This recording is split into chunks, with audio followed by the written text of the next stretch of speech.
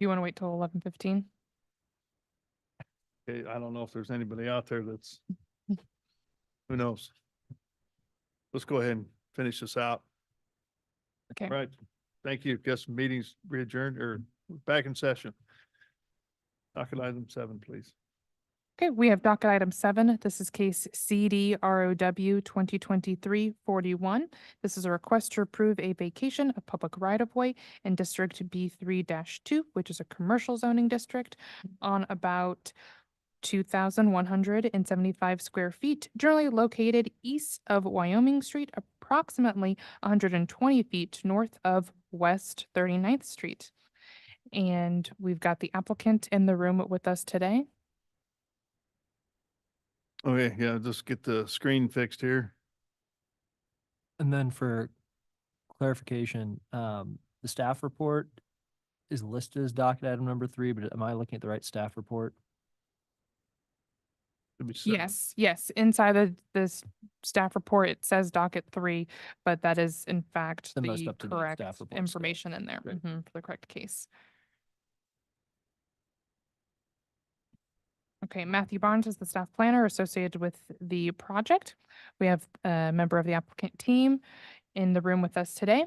It's a reminder for anyone who's a part of the applicant team online to raise your hand now, or any general member of the public to raise your hand to expedite the public testimony portion. Thank you.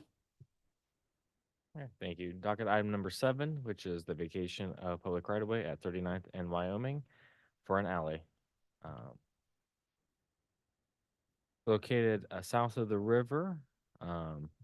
Here's a much closer view. So at the north east corner of West 39th Street and Wyoming, within this general area is KU School of Medicine and the 39th Street business area. Just further to the west. Highlighted in green is the alley that is requested to be vacated. As you can see here, it dead ends to the east. There is a elevation change between those homes along Terrace Street and this alley, which is currently serving as part of a parking lot for several multi-family or multi-unit structures. Here's a view looking east from Wyoming Street of the alley. You can see the elevation change at the end to those homes along Terrace Street, and that this current alley is being utilized as a parking lot for 3 multi-unit structures. There are currently 2 conditions on this vacation from utilities. Currently,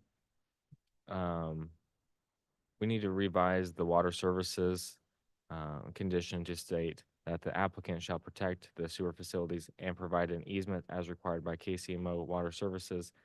The previous condition requested that they relocate, but this has been modified and approved by Travis Kiefer and Water Services. The second condition is that the applicant shall retain all utilities and protect facilities required by Evergy. With that, staff recommends approval with conditions for the 39th and Wyoming alley vacation, and I can take any questions. Any questions from the commission? All right. Good morning. Thank you for being here today. Yes, absolutely, Mr. Chairman. My name is Mark Coulter. I'm with Rouse Fretz White Goss Law Firm, located at 4510 Bellevue Avenue, KCMO 64111. I'm here representing QMR Baker's Corner. I believe we have somebody from one of the management groups affiliated online as well. I am not here to talk past the sale. However, I have a PowerPoint presentation, can answer any questions. This alley vacation is a condition of an occupancy permit when our clients renovated this project, and one of the requirements for the occupancy permit was that we vacate the alleyway. So we are doing that to comply with that condition. We have spoken with Mr. Kiefer, as Mr. Barnes indicated. We accept all the conditions, have no problems. We will be identifying that sewer and moving forward. So I'm happy to answer any questions, but again, I don't talk past the sales. So if we're good, we're good. Okay. Any questions from the commission to the applicant here? All right, seeing none. Let's go to public involvement. If there's anybody out there that would like to speak regarding docket item number 7, please come forward or raise your hand using the Zoom feature and you will be called upon. Seeing none. Okay, so we'll go ahead and close public testimony then. Anything else to add? No, sir. Okay, so we'll close testimony and speak amongst the commission, or I'll take a motion, please. Chair Corral, I move to approve docket item number 7 with conditions. Second. We need to modify condition 1 first. Okay, so, and how, what's the modification? My apologies. Right now, it Relocate says to facilities without- relocate facilities, but we're not gonna relocate it. We're just gonna provide an easement. Gotcha. Okay, so let me restate that then. Chair Corral, I move to approve docket item number 7 with conditions, modifying condition number 1, so that instead of stating that it would relocate facilities, instead providing access to those An easement. easement and access to the facilities. Okay. Second.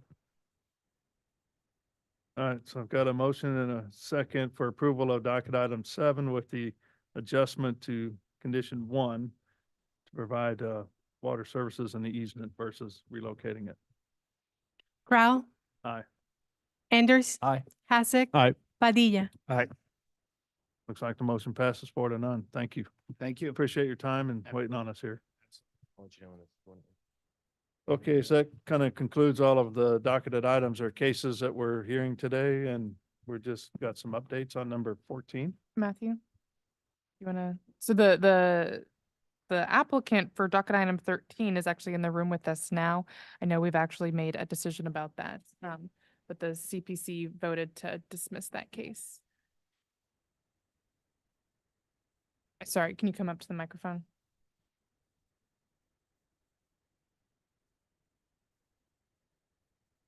Good morning. I had spoken briefly with Matthew Barnes and he said it was on the docket for dismissal, but I could come and ask for a continuance. Yeah, we've heard it this morning and dismissed it, so, I don't know, when- do you reverse course, or When was that this morning? we've been in session since 9? Correct. I'd seen it was 13th on the docket though, so I was not. Yeah, we aware that go that would through be all first. the continuances and dismissals first, just because there's no hearing on those, basically. So I'm looking to our attorney to see if there's a reversal on that or not, or at least to hear.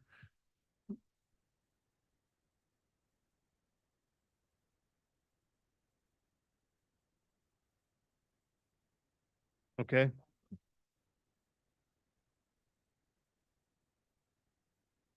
yeah, I don't know, that are now.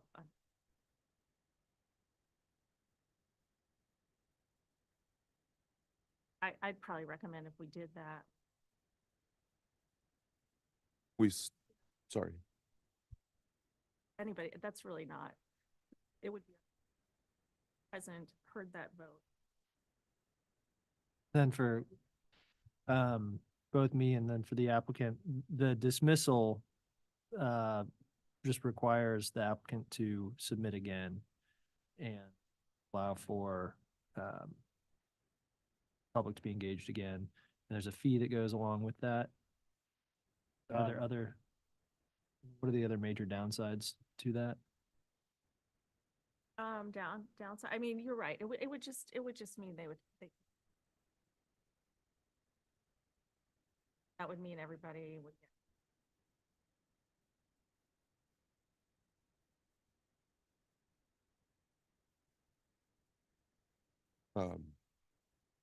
So we do have a public engagement meeting scheduled per our last docket meeting. You guys said that the previous 2 meetings we had weren't sufficient, so that we had to have a third one, and that one does have mailers out in the mail currently. So we do have a public engagement meeting still scheduled. If that matters, as you guys had said, we'd require a public engagement anyway.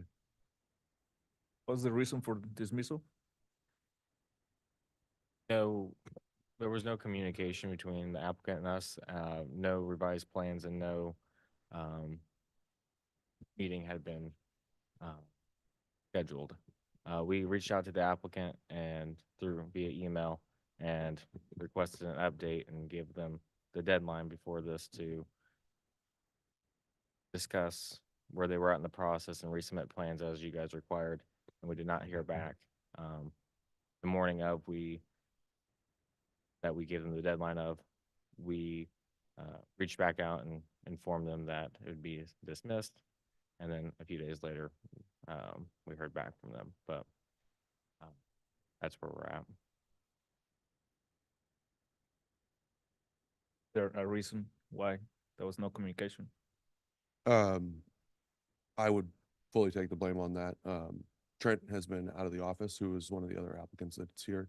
He's had some medical issues, so I've been having to take over a few more responsibilities. And we have not been able to get a new updated plan back. That's why we didn't have anything to submit for you guys as well. But that is in the process of being worked, as well as the elevations, which you had requested.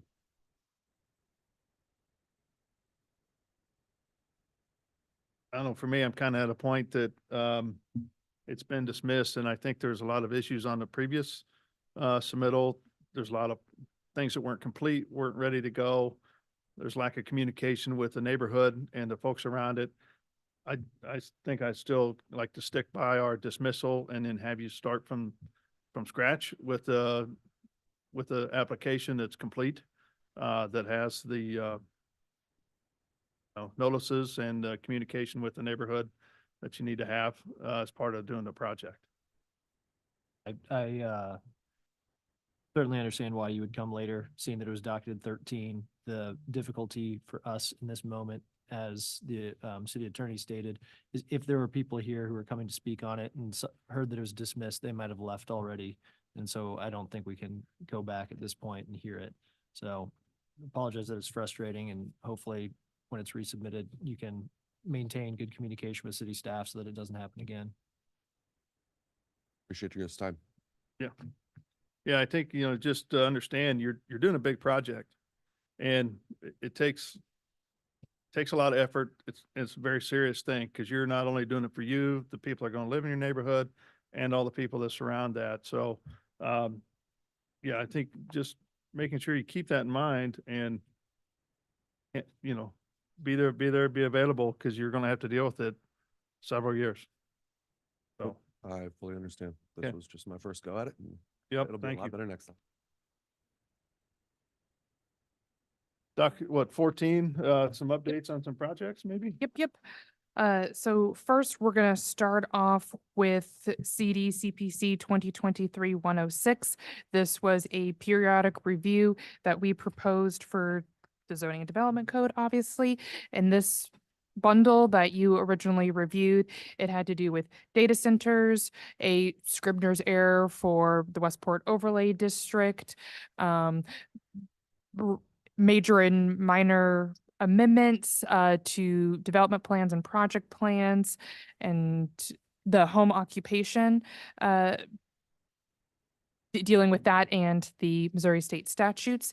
The city council decided that that was a lot to take under consideration in kind of one bundle. So they proposed for it to all break apart. And the part that was recently approved had to do with the data centers and again, the little typo, the table edit for the Westport Overlay District. And they ended up adding additional requirements for data centers about how large they are and what kind of entitlement process they go through. Larissa Trombi is the staff planner associated with this and can provide any additional details that I may have missed or help me answer any questions about that. I feel like the rest of it will be taken up and considered. Yes, we have to submit new ordinances for the home occupation and the major amendment. And we're working on getting some additional data that the council members requested for that. So those will go through in the next year or so. Okay. And then CDCPC 2023-173. This was a rezoning of about 4 lots just north of the Country Club Plaza. This was a rezoning to a higher density, so the developer could develop a 16-unit apartment complex versus the 9. A protest petition was filed prior to the Neighborhood Planning and Development Committee. However, the city council did still approve that rezoning, which is in line with what the CPC determined as well. All right. And then there's going to be some changes in regards to Parkland dedication. I was hoping that someone from Parks was going to be here or online to provide more of an update. But from a general standpoint, the Parks Department is going to be pursuing not purchasing as much parkland as they have in the recent past. And as of right now, the parkland dedication fee is tied to the costs associated with purchasing that parkland.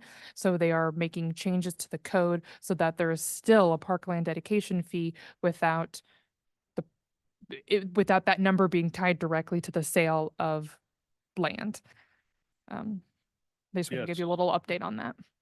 But as virtue, I get to serve on that committee to, for that parkland dedication. We've only had one meeting and it's just been like an introduction. There Okay. hasn't been any supplemental after that. Mhm. Yeah. That's it for our updates. Okay, as we probably know, so Commissioner Hill has resigned and we're looking, I think she told me this morning via email that her last meeting will be the next meeting, the 16th. So I assume we're looking for a replacement, or I think I heard that there's training this Friday.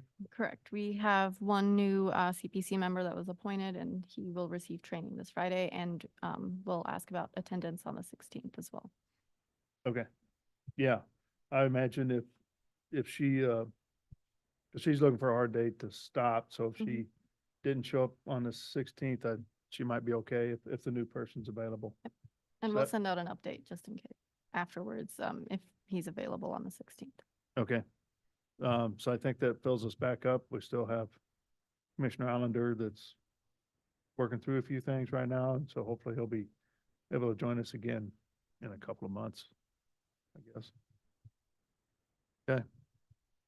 Very good. So motion to adjourn.